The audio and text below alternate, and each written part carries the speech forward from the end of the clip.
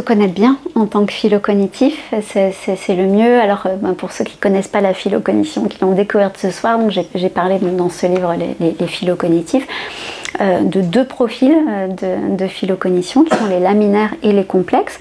Donc les laminaires, je vais commencer par les complexes plutôt parce que c'est plus facile, vous les connaissez mieux. Les complexes, c'est mon cas, sont ceux qui ont un profil très en dents de scie, hein, qui sont un peu too much dans leur rapport au monde et à l'autre. Ce sont des gens qui peuvent avoir des fulgurances de pensée, comme se montrer complètement handicapés, soit dans d'autres domaines, soit à un autre moment. À un moment, ils vont être capables de vous parler de la théorie de la relativité vraiment façon Einstein, et puis à un autre moment complètement incapables de faire quoi que ce soit avec leurs pensées. Ce sont des gens qui sont oui, plutôt en décalage et qui vont jamais laisser indifférent. Soit on les aime, soit on les déteste, mais en général il n'y a pas de demi-mesure. Donc voilà, ça c'est plutôt les complexes. Et puis les laminaires, eux, ce sont plutôt des gens qui sont assez homogènes dans leurs acquisitions. En général, ils sont assez bons partout. Enfin, dès lors qu'ils se mettent à travailler un petit peu un sujet, ils vont être assez bons. Et puis, ils ont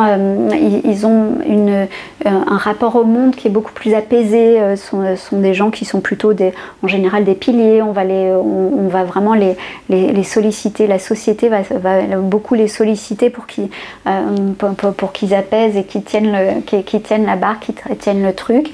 Ils aiment souvent pas beaucoup être en lumière, contrairement aux philo-complexes qui, eux, vont aller chercher la lumière le plus possible parce qu'ils sont avides de l'amour de l'autre, des retours de l'autre, etc. Les laminaires, eux, au contraire, plus ils peuvent raser les murs et plus ils sont contents parce que ils sont plutôt dans cette idée de consensus et de vouloir faire le mieux pour la majorité, pour le groupe. Donc s'ils s'exposent, c'est plus pour leur communauté, pour d'autres personnes. Donc c'est déjà, voilà, comment tirer le meilleur parti, c'est essayer de savoir si je suis en train de préparer alors soit vous lisez le livre les philo-cognitifs, ou alors je suis en train de préparer un grand questionnaire de la philo-cognition. Et puis il y a un autre élément, mais je ne vais pas pouvoir vous en parler beaucoup parce que ce sera, je fais une conférence, une visioconférence le 15 février prochain, si vous avez envie de vous inscrire, où je vais dévoiler les 5 niveaux de la philo-cognition. J'en ai pas encore parlé parce que j'ai eu l'illumination il n'y a pas très longtemps, à vrai dire. Donc les 5 niveaux de la philo-cognition, je peux vous parler du premier. En fait, ce que je dis, c'est que on peut voir les philo-cognitifs comme une pyramide. Donc une pyramide à 5 niveaux. Donc le premier niveau, en fait, c'est le socle, c'est celui qui représente 100% des philo-cognitifs. Et 100% des philo-cognitifs, je me suis dit, j'ai essayé de revenir à vraiment quelque chose de naïf, à comment je voyais la philo-cognition comme une personne naïve qui connaissait pas du tout. Et je me suis dit, qu'est-ce qu'on voit chez tous les philo-cognitifs, vraiment qui se retrouvent tout le temps. Et bien ce qu'on voit tout le temps, c'est déjà de l'utilisation de la pensée ou de la consommation de la pensée. C'est-à-dire qu'un philo-cognitif, je sais pas, quand il va rentrer chez lui, il va, s'il allume la télé, il va mettre une émission qui va lui apprendre quelque chose. Si, comme moi, il est accro à TikTok, eh bien, son TikTok, si on regarde dans ses pourtois dans TikTok, il va y avoir des philosophes qui parlent, des historiens, voilà, tous les philo-cognitifs aussi qui vont lui apprendre, lui enseigner quelque chose. Il va, quand il va s'amuser un petit peu, il va faire, je sais pas, comme Rose quand elle était un peu plus petite, des exercices de maths, où il va faire où il va s'amuser à faire des jeux de pensée, ce que moi j'appelle la pensée sans pensée, c'est-à-dire des mots croisés, des sudoku, des choses comme ça, il a besoin d'occuper sa pensée même dans le vide, hein. Donc, et quand il va faire des sorties, en général, soit il aime bien aller à des soirées où il peut y avoir des débats, là où on peut vraiment communiquer, où c'est pas les beuveries ou les soirées vraiment de fête pure, mais il aimerait bien qu'on soit dans un échange un petit peu intellectuel où il y ait de quoi s'en mettre dans le cerveau, comme on dit, ou alors il va aimer aller voir des expos, aller dans des musées, etc. Donc voilà, le philo-cognitif, en tout cas adulte, il va, ça c'est 100% des philo-cognitifs, donc il va avoir besoin de ça. Et puis les 4 autres niveaux, je dis qu'ensuite, quand on monte dans la pyramide, donc le niveau d'après, je les ai appelés les juges, enfin ça a changé, ça va peut-être changer encore, mais plutôt les juges, ce sont des gens qui ont vraiment développé un raisonnement qui est un raisonnement de plus haut niveau que la plupart de leurs congénères. Donc je vous passe les détails, mais en tout cas ça correspond seulement, je crois, que j'ai mis à 70% des philo-cognitifs. Donc tous les philo-cognitifs ont en commun ce que je vous ai dit avant, et puis après il y a 70% des philo-cognitifs qui vont être des juges. Ensuite, je ne sais pas, encore une fois, je sais plus exactement ce que j'ai pondu, mais je crois 30% ou 40% ensuite qui sont des philosophes, et puis au-dessus aussi, mais c'est pour une blagounette avec un ami qui s'appelle Samuel, 5,3%. Je ne vous dirai pas pourquoi maintenant, je vous le dirai plus tard. 5,3% qui correspondent aux créateurs, et puis la pointe qui correspond à peu près 2% des philo-cognitifs. Et là, ce sont les éclaireurs. Donc, je pense que pour pouvoir tirer parti le plus possible de sa philo-cognition, il faut donc d'abord, Dylan, se connaître, donc connaître sa dominante, est-ce qu'on est dominante laminaire ou dominante complexe, connaître son niveau de philo-cognition, ça on pourra le voir plus tard, mais aussi apprendre, comme on en a parlé tout à l'heure avec Virginie, apprendre quand connecter son raisonnement et quand le déconnecter. Et ça c'est vraiment notre difficulté en fait. Nous, on pense comme on respire. Et qu'est-ce qui va se passer quand on va être en difficulté? Eh ben, on va revenir à ce qui est le plus facile pour soi. Donc ce qui est le plus facile pour soi, c'est de se remettre à réfléchir, à raisonner. Or, vous avez vu que c'est un gros handicap à certains moments. Donc il y a plein de moments où c'est merveilleux pour nous. Là, évidemment que pour moi, dans cette situation-là, j'utilise mon raisonnement et c'est super chouette. Mais en fait, vous remarquez que j'utilise mon raisonnement avec mes automatismes. Si je n'avais pas les automatismes de toute mon expérience, ma vingtaine d'années d'expérience dans la psychologie, les neurosciences, etc., et que j'avais pas déjà les réponses à ces questions, là je serais sidérée en face de vous pour pouvoir vous répondre. Donc même quand on est un intellectuel, même quand on est un penseur, il faut qu'on crée des automatismes de pensée et que ces automatismes, on les sorte comme ça. Et donc en tant que philo-cognitif, il faut encore plus que les autres qu'on s'entraîne à ne pas réfléchir. C'est un truc de malade, hein. Donc, il faut qu'on s'entraîne pour notre réflexion, pour muscler notre réflexion. Bon, ça, je ne sais même pas s'il y a besoin de le dire, mais vous êtes philo-cognitif pour beaucoup. Enfin, je mets ma main à couper qu'au moins 80% d'entre nous ici sont des philo-cognitifs. En tant que philo-cognitif, vous êtes obligé d'en faire quelque chose de ce cerveau, de cette cognition magnifique. C'est beau, c'est un cadeau du ciel qui vous est fait. Donc lisez ces générations de nos enfants, de ces jeunes qui lisent pas. C'est terrible, mais c'est terrible surtout parce que vous savez ce que ça fait au cerveau, vous savez combien c'est terrible de ne pas nourrir le cerveau par de la lecture, déjà la lecture. Donc si vous êtes philo-cognitif, vous êtes obligé de l'alimenter. Comme un sportif, si vous avez des super capacités athlétiques mais que vous n'en faites rien, vous ne serez pas épanoui. C'est pas seulement que c'est dommage, mais vous ne serez pas épanoui. Si vous avez cette capacité et que vous ne l'exprimez pas, vous ne serez pas épanoui. Donc évidemment, bosser sur sa philo-cognition, la faire augmenter, se mettre au travail. Vous ne serez bien que quand votre cerveau tournera souvent. Donc tout ça, les sudoku,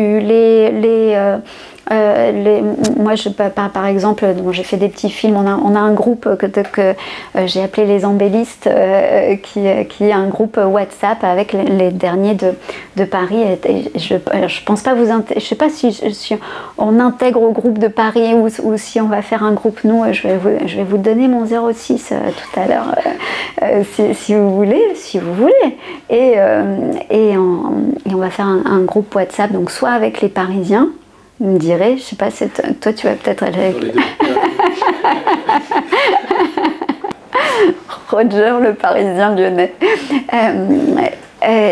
Et pourquoi je dis ça? Les embellistes, on a fait un groupe... Des vidéos. Ah oui, exactement. Voilà, et donc de temps en temps, donc je donne des vidéos, donc je suis à la salle de sport et je tourne un truc à la salle de sport, j'ai l'air très très con, et donc je suis là, alors sachez-le, voilà, avec la lumière, c'est important de prendre de la lumière parce que et je sais plus ce que je voulais dire là-dessus non plus, toujours. Ah oui, voilà, merci, pardon.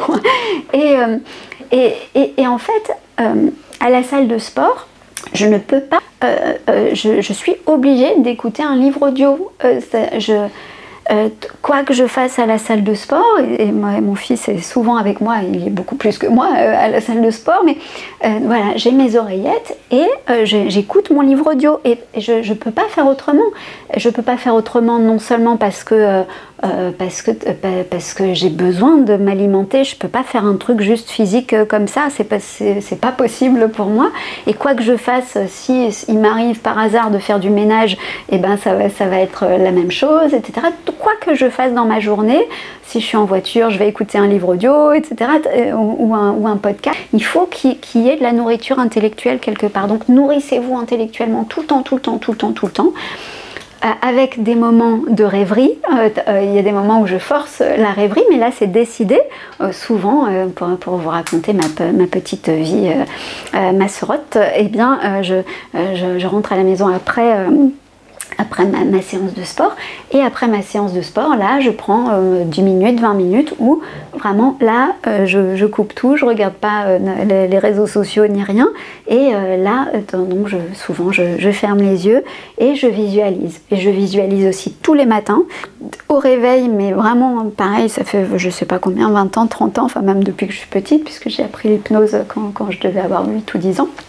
Et donc tous les matins, il n'y a pas un matin de toute ma vie où je ne fais pas de visualisation. Donc je me réveille, dès que j'ouvre les yeux, je les referme et je fais, je ne sais pas combien, 3 minutes, 5 minutes de visualisation. Donc ça peut être des visualisations qui vont être un projet que j'ai, je visualise comment ce projet va se dérouler, ou alors je fais un scan de mon corps et j'imagine qu'il y a des petites fleurs et de la musique qui sont dans mon corps et qui mettent mon corps en joie, voilà, des choses comme ça. Et puis le soir, pareil, avant de m'endormir, je sais même pas si mon mari sait ça, mais je crois qu'il le sait, et évidemment je le sais. Et bien le soir, pareil, dès qu'on éteint la lumière, alors juste avant de m'endormir, toujours de la visualisation. Donc il y a ces moments-là, mais vous voyez, le cerveau est toujours orienté, hein, il y a toujours cette orientation. Encore une fois, pardon Dylan de ces digressions, mais il y a la partie active du phylocognitif. Nourrissez tout le temps votre cerveau. Il faut que vous appreniez plus que les autres, que vous appreniez mieux que les autres, et que vous appreniez à avoir un raisonnement scientifique. Et souvent, j'ai horreur de cette mode en ce moment, de cette mode ce que j'appelle le scientisme, de tous ces gens qui vous disent ah mais c'est pas scientifique, et les sources quelle étude a montré ce que vous dites là et tout ça. Enfin vraiment, mais je trouve ça puant et puis bête. L'important, c'est que c'est pas que vous ayez des scientifiques pour vous alimenter ou pour construire un argument. L'important, c'est que votre pensée soit construite de façon scientifique. Et moi, je prends exemple sur un petit gars qui s'appelle Freud. Quand j'étais adolescente ou même post-adolescente à la fac et que j'étudiais Freud, ce qui me fascinait, bien sûr qu'il avait des pensées extraordinaires, mais ce qui me fascinait surtout, c'était la méthode qu'il prenait pour nous expliquer tout son parcours pour arriver à tel type de pensée. Donc il vous racontait, bon ça fait très très longtemps que j'ai pas lu Freud, voilà, il vous racontait, en fait, j'étais avec ma fille, et puis je l'observais en train de faire ceci, cela, et puis tout d'un coup je me suis dit ça, alors du coup j'ai mis ça en pratique, et je me suis rendu compte de ceci, cela, et vraiment, il nous accompagne dans sa pensée. Et ça, c'est de la pensée scientifique. Donc dès lors que vous vous entraînez tout le temps à argumenter auprès des autres de façon scientifique, c'est-à-dire de façon cartésienne, Descartes, c'est pas plus, pas moins que ça, hein, la méthode c'est ça. Dire comment vous en êtes arrivé à tel type de raisonnement et vous dire que évidemment laisser à l'autre la possibilité de montrer un autre type de raisonnement, vous êtes dans de la pensée scientifique. Mais entraînez-vous en tant que philo-cognitif, c'est un devoir que de vous entraîner à être comme un sport, à être parmi les meilleurs pour pouvoir créer un raisonnement digne de ce nom. Donc entraînez-vous. Écoutez des livres audio pendant que vous êtes à la salle de sport pour que je me sente moins ridicule et faites de la pensée sans pensée avec des sudoku, etc. Orientez votre pensée ou laissez votre pensée un peu plus libre, mais libre, pas trop libre, avec votre DMN, Default Mode Network. Bon, on en parlera plus tard du DMN. En méditation ou en visualisation, laissez-la aller partout. Et tout d'un coup, quand vous êtes lancé dans une argumentation, quand vous êtes lancé dans une discussion, quand vous êtes lancé dans une conférence, enfin tous les trucs des philo-cognitifs, quand vous êtes lancé dans l'écriture, notre ami Morgane va sortir un livre, 14 février, il sort, sur, parce qu'on a ici un as de l'intelligence artificielle qui parle super bien de l'intelligence artificielle, et donc son livre s'appelle Méta. Ah, Métaverse, moi j'ai vu que Méta en gros, et il s'appelle Métaverse, et vraiment ça nous promet un truc extraordinaire. Et donc tu confirmes, Morgane, que quand on écrit, eh bien on est en pilote automatique, on n'est pas dans la réflexion, bizarrement. Hein, on crache juste ces automatismes. Voilà, on s'entraîne à décrocher de ces automatismes et à passer de l'intuition à l'instinct directement sans passer par le préfrontal, jamais, jamais.